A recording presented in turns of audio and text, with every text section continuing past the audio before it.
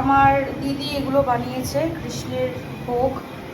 সবকটা এখনো আসেনি, যেটুকু প্যাক করে পাঠিয়েছে। এটা হচ্ছে কেসার দিয়ে ঘি রাইস উইথ কাজু অ্যান্ড অল। এখানে রয়েছে পনির, সাদা মানে বাটার পনির টাইপের কিছু একটা। এটা পাঁচমিশালি। এটা হচ্ছে বেগুন দিয়ে বেগুন শস্য, মানে ওই শস্য বেগুন বা বাসন্তী বেগুন বলা যেতে পারে। এটা আলুর দম, এটা আলুর দম।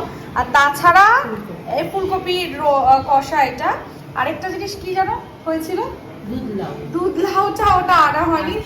আর খিচুড়ি ওগুলো খালি এখানে নেই, আদারওয়াইজ এই কটা রয়েছে। প্লাস আরো অনেক জিনিস রয়েছে। হচ্ছে এটা একটা স্পেশাল ক্ষীর। হ্যাঁ মানে এটা কি দিয়ে করেছে, কেসার কাজু মানে ড্রাই ফ্রুটস ক্ষীর, মানে সে একটা বিশাল একটা কিছু করেছে যেটা অসাধারণ খেতে। কৃষ্ণের স্পেশাল প্রসাদ এটা।